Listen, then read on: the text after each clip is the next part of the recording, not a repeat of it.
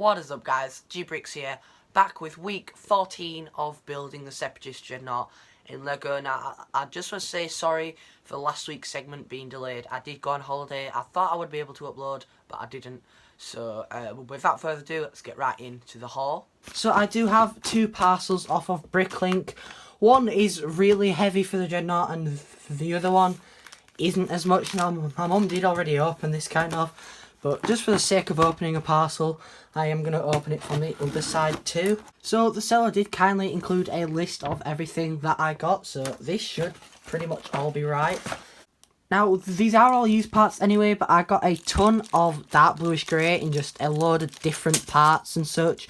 I got some 1x3s, 1x2s, 1x1s, some grills, 1x4s, and some tiles. Just a random jumble of dark bluish grey and light bluish grey in there. And then this one I did pick up 4 1x2x5 bricks. Some yellow bricks. These were 1p each, so a really good value for money. And then I did get some dark tan wedge plates as well. Obviously these are old grey, so I may or may not have a use for these. It can be good for giving texture, but they are quite long. But that is that order. So this next parcel is also off of Bricklink. Now, hopefully not cutting anything. It does look like this has been reused, but I really don't mind, because it was only 88p shipping, so that is really great. But tipping everything out here, there is a ton of cool parts in here that I got for a really good price. As you can see, I got a ton of dark bluish grey 1x6s and 1x4s. These were like really cheap. These were like 8p each. So for those is a really good price. And then 1x4s are quite hard to come by, I guess, and were 4p each. So really good price there. I did also pick up some orange bricks, 1 in 1x6 and 3 in 1x2, and Gimli from the Lord of the Rings. I am slowly trying to get all of these figures. This may end up in my Bricklink store because I have just purchased a set with him in, but it could always be nice to have two. And then he has said a nice little card in here. Thank you for your purchase. Make sure to go check out this guy because it was really fast with shipping.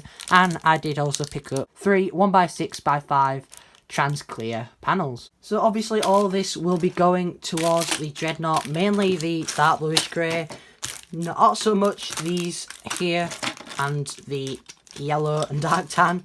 So without further ado, let's get into the finale of building separatist dreadnought in Lego.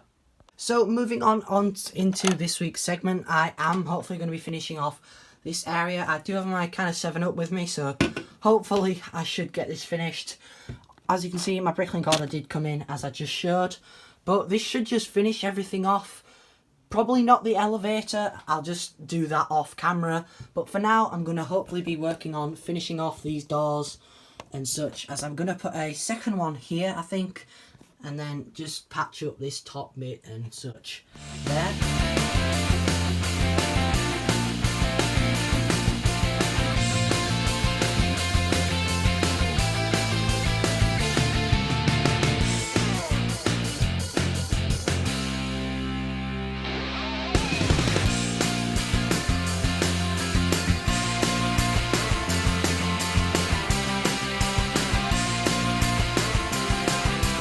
On the door below, all I need to do is just do this again, but I have actually run out of these inverted slopes to go here, so that kind of means I won't be able to finish off this because I'll have to put in another order, because I've looked through all my grey and as you can see this is looking pretty barren.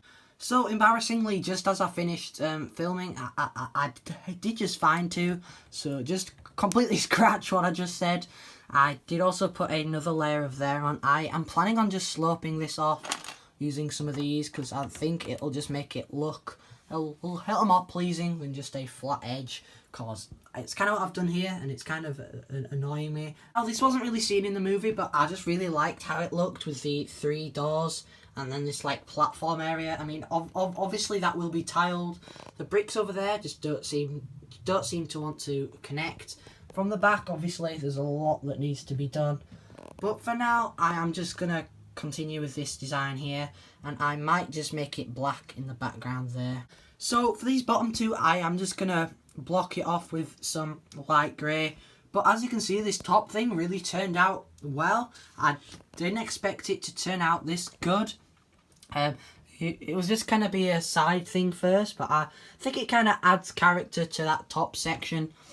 And also, these are pretty much the same height, which is really good. But I really like how this looked. I was planning on putting this crate on the side, but the droid's actually just a little bit too high to be able to fit in there. But I don't really mind, because it can literally just be placed on or connected to the stud, as you saw. Now, so far of covering up the back, I think it is turning out pretty good. I am adding some detail, mainly where I don't have any 1x2s, but I really don't want to spend any more money on this. But I think this will look good when it's just patched up with grey. I've decided I'm not going to go for this design again, because I have run out of the these bricks here, so I'm not going to be using those. But that pretty much finishes up this area, and then I'll do a little bit more off camera, because this week is getting pretty lengthy. Should be around 9-10 minutes, which is the longest the segment has been. I guess it's because it's the finale and I'm patching, well, not patching, but just finishing everything up. Now, I have thought of something that will make my life much easier, and it's just moving the elevator up from here to this actual gap that I was planning on making the whole time, but just to kind of represent that that's the doorway, but the doorway would be that size.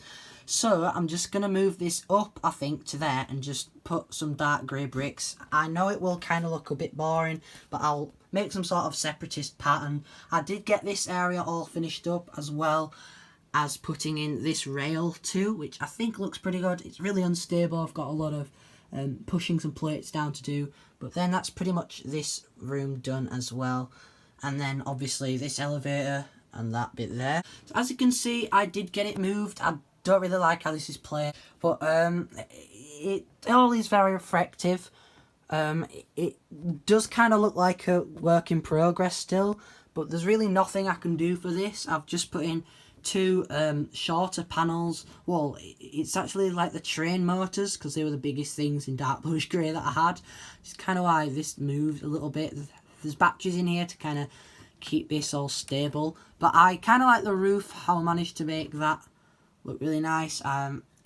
It is just a ton of plates that I'm going to be squeezing together a little bit better, but I've put in these holes around the back, and then these sort of give it like a cool little look, and I think it turned out pretty good.